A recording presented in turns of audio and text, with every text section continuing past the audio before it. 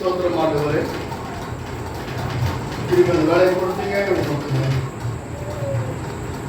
தகுதியெல்லாம் எங்களை தகுதிப்படுத்துறீங்க. அதற்காக உங்களை நோக்கி பார்க்க வாய்ப்பு தந்தீங்க. உங்களுடைய பாதங்களுக்கு ஸ்தோத்திரம். கடந்த மாதம் முழுவதும் பாதுகாத்த ஆண்டவர் இந்த புதிய மாதத்திலே புதிய ஆசீர்வாதத்தோடு, புதிய கிருபையோடு, புதிய நன்மைகளோடு ஆண்டவரை உங்களை காலத்த ஆசீர்வாதத்தை நீர் எங்களுக்கு தந்திருக்கீங்க. அதற்காக உங்களுக்கு நன்றி. அப்படியே ஆண்டவரை முழுமையாய் சொந்தமாக்கி கொண்டு இந்த மாதம் முழுவதும் சுகமாய் சமாதானமாய் வாழ என் தேவனே கட்டளை கொடுக்க ஜெபிக்கிறேன். தேவைகள் சந்திக்கப்பட செய்த சுடுதல ஜீவனை நீர் முழுமையாய் கொடுக்க உங்கள் பிள்ளைகள் ஆண்டவரை வளரம்பியமாய் வாழ என் தேவனை கிருபை கொடுக்க ஜெபிக்கிறேன். தடைகளை மாற்றுங்க, ஆசீர்வாதங்களை கொண்டு வாங்க ஆண்டவரே. இப்பொழுது கூட சத்தியத்தை கேட்டு போகிறோம். சத்தியங்களோடு கூட ஆசீர்வாதம் முடியாது, எங்களோடு பேச முடியாது, எங்களோடு உருவாட முடியாது. எங்களை ஆண்டவரே ஸ்தோத்திரப்பா, சத்தியத்தை கேட்கத்தக்க ஆசீர்வாதங்களை நீர் எங்களுக்கு கொடுக்க ஜெபிக்கிறோம். தடைகளை மாற்றுங்க, ஆசீர்வாதங்களை கொண்டு வாங்க, பெரியவராய் செயல்படும். துதிக்கிற மகிமையாக செலுத்துகிறேன். இயேசு மூலம் கேட்கிறேன் நல்ல பிதாவே, ஆமென். சபையார் உட்காரவும். கர்த்தருடைய நாமத்திற்கு மகிமை உண்டாகட்டும்.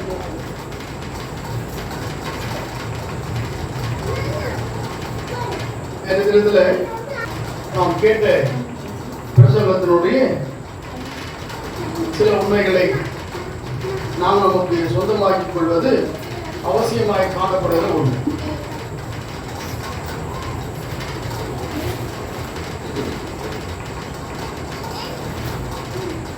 நேற்று நம்ம என்ன பிரசங்கம் கேட்டோம், ஞாபகம் இருக்கா?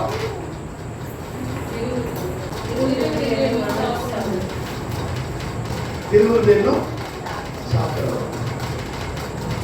இந்த சாத்திரம் என்று சொன்னால்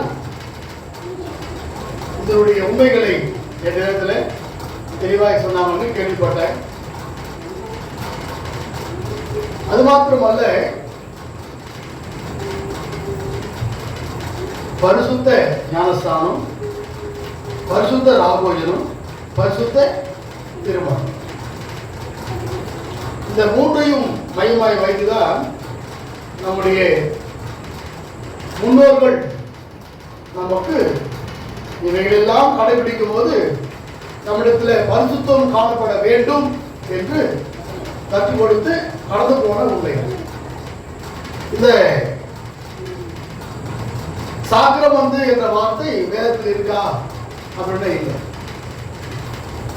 வேதத்தில் இல்லை.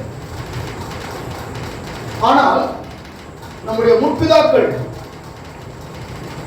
அனுசரித்ததான உண்மைகளை நமக்கு வெளிப்படுத்தி சொல்லப்பட்ட வார்த்தை. இந்த சாத்திரம் என்று சொன்னால் என்ன சொன்னாங்க? இதெல்லாம் பரிசுத்தமாக்கப்பட்ட பொருட்கள், பரிசுத்தமாக்கப்பட்ட ஞானஸ்தானம், பரிசுத்தமாக்கப்பட்ட திருவிருந்து, பரிசுத்தமாக்கப்பட்ட திருமணம். இதுல இந்த ராபோஜனத்தில் 3 காரியங்களை நாம் தெரிந்து கொள்ள வேண்டும், அறிந்து தெரிந்து கொள்ள வேண்டும். அதுல ஒண்ணு, ஆண்டவரோடு கூட ஐக்கியம் கொள்ளுகிறோம். யாரோட? ஆண்டவரோடு ஐக்கியம் கொள்ளுகிறோம். இரண்டாவது காரியம், ஆண்டவருடன் உடன்படிக்கை செய்கிறோம், ஆண்டவரோடு உடன்படிக்கை செய்கிறோம். மூன்றாவது, நம்முள் உள்ள விசுவாசிகளோடு கூட ஐக்கியம் கொள்கிறோம்.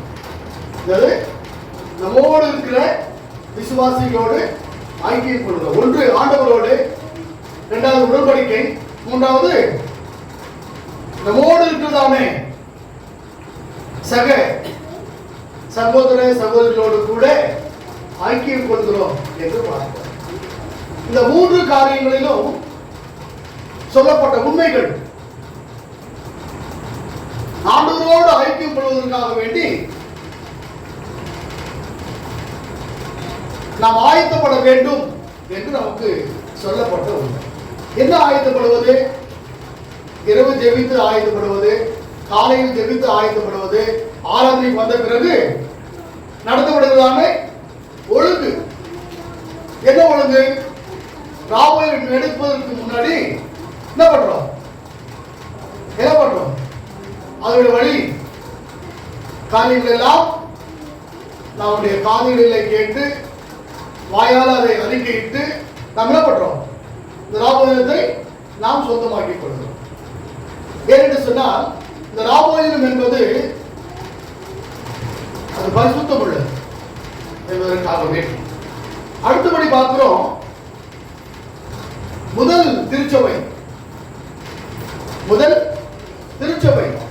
உருவான பொழுது அப்போஸ்தலர் புத்தகம் 2ஆம் அதிகாரம் 42ஆம் வசனத்தை வாசிக்கலாமே.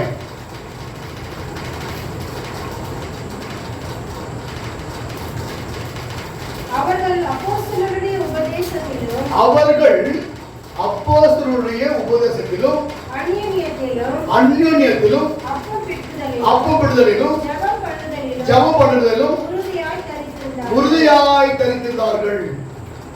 அங்கே 5 காரியங்கள் சொல்லப்பட்ட உண்மை. முதல்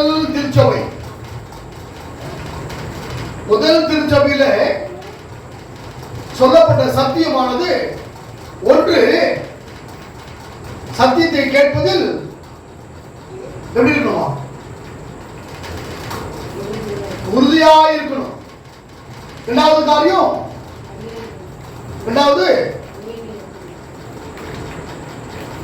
வாசியுமா எல்லாரும் காது கேட்கலாமா? நல்லா கவனிக்கிறோம். ஒன்று உபதேசம், சத்திய வார்த்தைகளில் நாம் நிலைத்திருக்கப்பட வேண்டும் என்பதற்காக வேண்டி சத்தியம் நமக்கு போதிக்கப்படுகிறது. ஒன்று. இரண்டாவது அந்யோன்யம், ஐக்கியம். அந்யோன்ய ஐக்கியத்திலும், மூன்றாவது அப்பப்பிடுதலிலும் ஜெபம் பண்ணுதலிலும் உறுதியாய் தரித்திருந்தார்கள். அப்பப்பிடுதலிலும் ஜெபம் பண்ணுதலிலும் உறுதியாய் தரித்திருந்தார்கள். அதற்கு மேலே சத்தியத்தை கேட்பதிலும் அந்யோன்ய ஐக்கியத்திலும் எப்படி இருந்தாங்க? உறுதியா இருந்தாங்க. அது அடுத்தவரை சொல்லப்பட்ட காரியம் அதே அப்போஸ்தலர் புத்தகத்துல 44 47 உள்ள பகுதி, விசுவாசிகளின் ஐக்கியம். வாசிக்கலாம். 44. விசுவாசிகள் எல்லாரும் ஒருமித்திருந்து சகலத்தையும் பொதுவாய் வைத்து அனுபவித்தார்கள். ஆஸ்திகளையும் விற்று ஒவ்வொருவனுக்கும் தேவையானதற்கு தக்கதாக அவைகளில் எல்லாருக்கும் பகிர்ந்து கொடுத்தார்கள். அவர்கள் ஒருமனப்பட்டவர்களாய், நல்ல கவனிக்கணும், அவர்கள் ஒருமனப்பட்டவர்களாய் தேவாலயத்திலே அனுதினமும் தரித்திருந்து வீடுகள் தோறும் அப்பம் பிட்டு மகிழ்ச்சியோடும் கவனமில்லா இருதயத்தோடும் போஜனம் பண்ணி தேவனை துதித்து ஜனங்கள் எல்லாரிடத்திலும் தயவு பெற்றிருந்தார்கள். ரட்சிக்கப்படுகிறவர்களை கர்த்தர் அனுதினமும் சபையிலே சேர்த்துக் கொண்டு வந்தார். போதுமா? விசுவாசிகளுடைய ஐக்கியம், அனுதினமும் சத்தியத்தை கேட்டு சத்தியத்தை சொந்தமாக்கிக் கொண்டு சபையில சேர்க்கப்படுகிற காரியம்.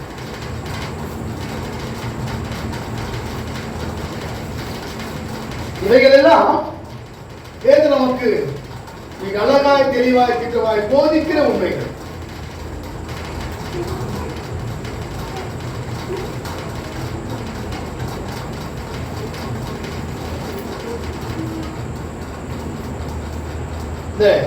ராபோஜனம் என்பது ஒன்று அவருடைய மரணத்தை வெளிப்படுத்துகிறது. யாருடைய மரணத்தை? ஆண்டவராக இயேசு கிறிஸ்துடைய மரணத்தை வெளிப்படுத்துகிறது. இரண்டாவது அவர் உயிர்த்தெழுதலை வெளிப்படுத்துகிறது. மூன்றாவது அவர் வரப்போகிற ஆண்டவர் என்பதை வெளிப்படுத்துகிறார். இந்த திருவிருந்து என்னும் இந்த சாக்கிரம் உண்மையின் அடையாளம். அவர் மரணத்தை வெளிப்படுத்துகிறது, உயிர்த்தெழுதலை வெளிப்படுத்துகிறது, அவர் வரப்போகிறார் என்ற காரியங்களை வெளிப்படுத்துகிற உண்மை. இது திருவிருந்து காணப்படுகிற உண்மை. இது பரிசுத்த திருவிருந்து என்று பார்க்கிறோம். அது மாத்திரமல்ல, ஞானஸ்தானம் என்று பார்க்கிறோம். இல்லை, ஞானஸ்தானம் எடுக்காமல் திருவிருந்து எடுக்க முடியாது. என்ன, பிதா குமாரன் பரிசுத்த ஆவி நாமத்தினாலே உனக்கு ஞானஸ்தானம் கொடுக்கிறேன், உன் நெத்தியிலே சிலுவை அடையாளத்தை வந்து திருச்சபையிலே உன் அங்கமாய் சேர்த்துக் கொள்கிறேன் என்று சொல்லி ஞானஸ்தானத்தின் போது சொல்லி செபித்து சபையில சேர்த்துக் கொள்கிற உண்மை. அதற்கு பிறகுதான் திடப்படுத்தல் வகுப்பு நடக்கும். அதற்கு பிறகு திடப்படுத்தல் கொடுக்கப்படுகிற சூழல்.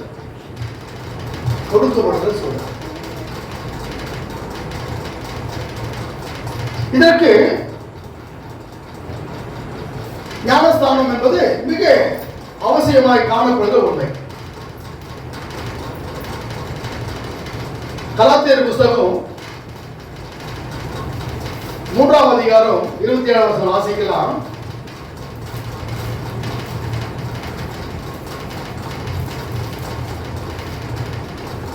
ஏனெனில் உங்களில் கிறிஸ்துவுக்குள்ளாக ஞானஸ்தானம் பெற்றவர்கள் எத்தனை பேரோ அத்தனை பேரும் கிறிஸ்துவை நாம் தரித்துக் கொண்டிருக்கிறோம் என்று சொல்லிக் கொள்ளலாம்.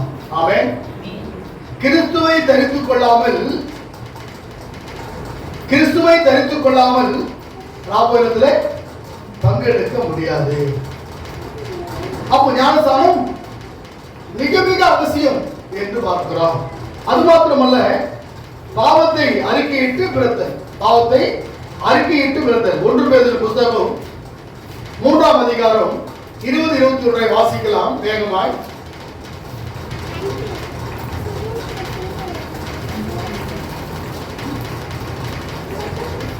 3:20-21.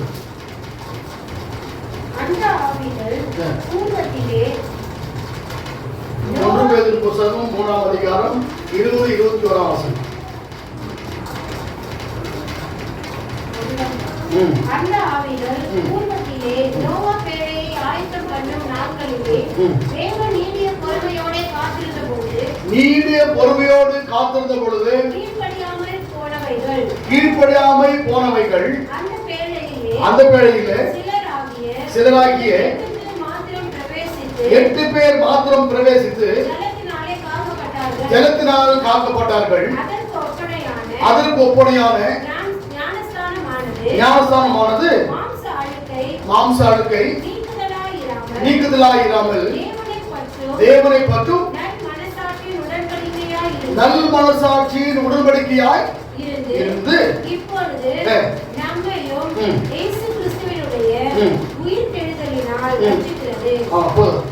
உயிர்த்தெழுதலினால் நம்மை ரட்சிக்கிறது என்று பார்க்கிறோம். பாவையை அறிக்கையிட்டு பிறத்தல். அடுத்த ஒரு பகுதியை பார்க்கிறோம், விசுவாசத்தில் பிறத்தல். தீத்துவின் புஸ்தகம் 3ஆம் அதிகாரம் 5ஆம் வசனம். நாம் செய்த நீதியின் கிரியைகளின் நிமித்தம் அவர் நம்மை ரட்சியாமல் நமது இரக்கத்தின்படியே மறுஜென்ம முழுக்கினாலும் பரிசுத்த ஆவியினுடைய உண்டாக்குதலினாலும் புதிதாக்குதலினாலும் நம்மை ரட்சித்தார். விசுவாசித்த பிறகு அவர் பிறந்தார். மனம் திரும்பி மறுபடியும் பிறந்தார். மனம் திரும்பி அவனை மறுபடியும் பிறக்கணும். மார்க்கின் புஸ்தகம் 16ஆம் அதிகாரம் 16ஆம் வசனம்.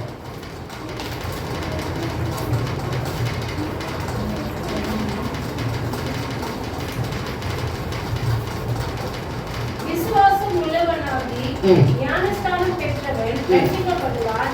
விசுவாசியாதவனோ ஆக்கினைக்குள்ளாக தீர்க்கப்படுவான். விசுவாசித்து நம்பி எடுக்கிறவன் ஆசீர்வாதத்தை முழுமையாக்கி கொள்ளுவான், சொந்தமாக்கி கொள்ளுவான். அப்படி ஞானஸ்தானத்தை முழுமையாக்கி கொள்ளாமல், விசுவாசிக்காமல், நம்பாமல் ஏற்றுக்கொள்வான், ஞானஸ்தானத்தை பெறுவான் என்று சொன்னால் அவன் ஆக்கினிக்குள்ளாய் தீர்க்கப்படுவான் என்று வேதமிக அழகாய் தெளிவாய் திட்டமாய் போதிக்கிற உண்மை. ஆகையால்தான் இந்த ஞானஸ்தானத்திற்கு என்று ஒரு சில உண்மை படிகளை வைத்திருக்கிறதான உண்மைகள். அதிலே 5 படிகளை நாம் இப்போது பார்க்க போகிறோம். அதிலே ஒன்று ஞானஸ்தானத்தின் மீட்பின் திட்டங்கள். ஞானஸ்தானத்தின் மீட்பின் திட்டங்கள் 5 படிகள் நாம் தெரிந்து கொள்ள வேண்டியது. சுவிசேஷத்தை கேள்விப்பட வேண்டும். என்னவா? ஞானஸ்தானம் எடுப்பதற்கு முன் சுவிசேஷத்தை அவன் கேள்விப்பட்டிருக்கணும். அவன் கேள்விப்படாம அவனுக்கு ஞானஸ்தானம் கொடுக்க கூடாது. அதில் 1 கொரிந்தியர் 15:13, ரோமர் 10:17 வசனங்களை வாசிக்க வேண்டாம், சொல்லப்பட்ட உண்மை. அப்படியே 2வது காரியமாய் அவன் விசுவாசிக்க வேண்டும். விசுவாசித்த பிறகுதான் ஞானஸ்தானம். என்னவா? ஒன்று சத்தியத்தை கேள்விப்படணும், 2வது அவன் விசுவாசிக்கணும். விசுவாசிக்காமல் அவனுக்கு ஞானஸ்தானம் கொடுக்க கூடாது என்று வேதம் வலியுறுத்தி சொல்லப்படுகிற உண்மை. எபிரேயர் புத்தகம் 16ஆம் அதிகாரம் 6ஆம் வசனத்தில் மிக அழகாய் சொல்லப்பட்ட காரியம். அப்படியே 3வது காரியமாய் மனம் திரும்புதல். அவன் மனம் திரும்பாமல் சத்தியத்தை கேள்விப்பட்டிருக்கலாம், நம்பி இருக்கலாம், அவன் மனம் திரும்பணும். மனம் திரும்பணும். மனம் திரும்பாமல் என்ன செய்யக்கூடாது? ஞானஸ்தானம் எடுக்க கூடாது என்று வேதம் வலியுறுத்தி சொல்லப்படுகிற உண்மை. லூக்காவின் புத்தகம் 13ஆம் அதிகாரம் 3ஆம் வசனத்தில் மிக அழகாய் தெளிவாய் திட்டமாய் சொல்லப்பட்ட உண்மை. அப்படியே 4வது காரியமாய் அவன் அறிக்கையிடுதல் அவசியம் என்று பார்க்கிறோம். எப்படி அறிக்கையிடணும்?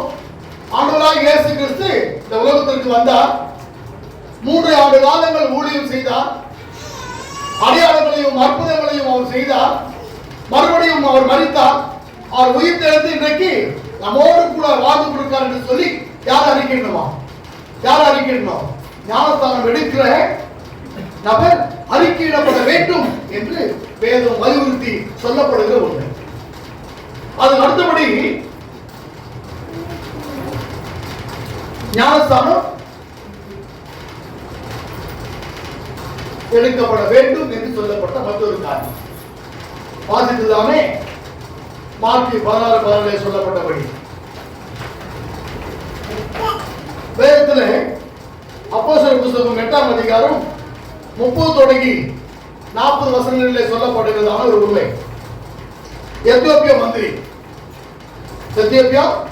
மந்திரி அவர் வாகனத்தில் ரயில் படிச்சுட்டு போறாரு. அப்படி போகும்போது தேவன் பிலிப்போடு பேசி, நீ போய் என்ன பண்ணு, அந்த வாகனத்தில் ஏறு என்று அவரை ஆயத்தப்படுத்துகிறார். பிலிப்பு வேகமாய் கடந்து போகிறார். கடந்து போய் வாகனத்தில் அவர் எத்தியோப்பியா மந்திரி எப்படி வாகனத்தில் அவர் ஏற முடியும்? இல்ல, ஏற முடியாது. இருப்பினும் கூட அவர் வேதாகமத்தை வாசித்துக் கொண்டிருக்கிறார், ஏசாயா புத்தகத்தை. பிலிப்பு அவரை பார்த்து கேட்கிறாரு, ஏன் நீங்க என்ன பண்றீங்க? வேதத்தை வாசித்துக் கொண்டிருக்கிறேன். வாசிக்கிற அவருடைய உண்மை நிலை உங்களுக்கு தெரியுமா, தெரியுதா அப்படின்னு கேட்கிறார். யார் கேட்கறது? பிலிப்பிடப்பட்ட தீர்க்கதரிசி கேட்கிறார். அப்படி கேட்கும்போது அவர் சொல்றார், எனக்கு ஒருத்தர் சொல்லுன்னா எனக்கு எப்படி தெரியும்? உடனே பண்றாரு, அவரை வாகனத்துல ஏத்திக்கிறார். யாரு?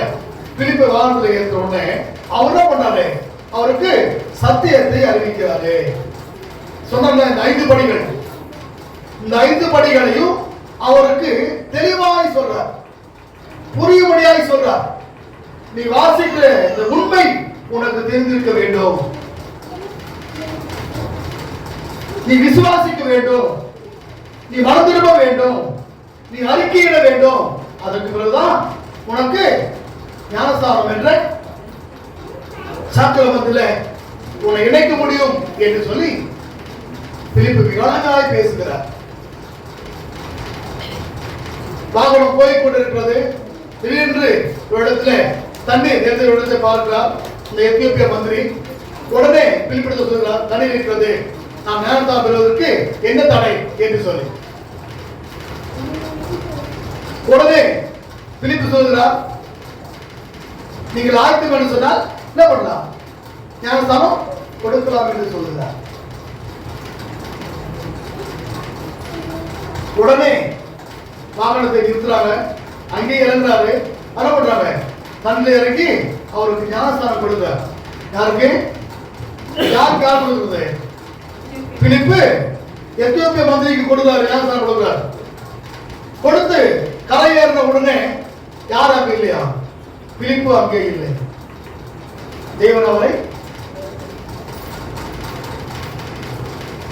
அதற்கு பிறகு வேதம் சொல்லப்பட்டிருக்கு, அவர் எங்கிருந்து ஏறி எங்க வந்து இறங்கினாரோ அந்த ஊர்ல இருந்து அவர் ஏறின இடத்துல நடந்தே போனாராம். நடந்து எப்படி போனாரா? சுவிசேஷத்தை அறிவித்துக் கொண்டே போனார் என்று சொல்லப்படும். இது உதாரணமாய் நமக்கு சொல்லப்படுகிற உண்மைகள். இதெல்லாம் உண்மை, உண்மை சம்பவம். ஏதோ அல்ல. ஞானஸ்தானம் என்பது ஒரு சாக்கிரமந்து, திருவிருது என்பது ஒரு சாக்கிரமந்து.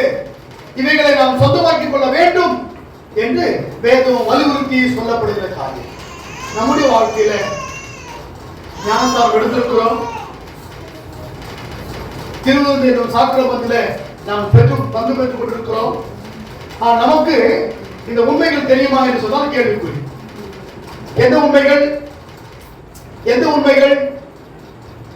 திருவிருது என்பது அவர் மரணத்தை வெளிப்படுத்துகிறது என்று தெரியுமான்னு சொன்னா கேள்விக்குறி. இரண்டாவது, அவர் உயிர்த்தெழுதலை வெளிப்படுகிறது என்று சொன்னால் கேள்விக்குறி. மூன்றாவதாய், அவர் வரப்போகிறார், மறுபடியும் வரப்போகிறார் என்பதை வெளிப்படுத்துகிறதுதான் இந்த திருவிருந்து என்று மிக அழகாய், தெளிவாய், திட்டமாய் சொல்லப்படுகிற உண்மை. அதோடு கூட நாம் கடலோடு கூட ஐக்கியம் கொள்கிறோம். இரண்டாவது, கடலோடு உடன்படிக்கை செய்கிறோம். மூன்றாவது, நம்மோடு கூட வாழ்ற சக விசுவாசிகளோடு கூட ஐக்கியம் கொண்டு இந்த திருவிருந்து என்னும் சாக்கிரமத்தில் பங்கெடுக்கிறோம். இந்த உண்மைகளை நாம் நமக்கு சொந்தமாக்கிக் கொண்டு அவருடைய பிள்ளைகளாய் வாழ்வது என்பது அவசியமாய் சொல்லப்படுகிற உண்மைகள். இந்த உண்மைகளை நாம் சொந்தமாக்கிக் கொள்வோம், அவருடைய பிள்ளைகளாய் வாழ்வோம். அவர் நம்முடைய குடும்பங்களை கொடாக்கொடியாய் ஆசீர்வதிப்பாராக. ஆமென்.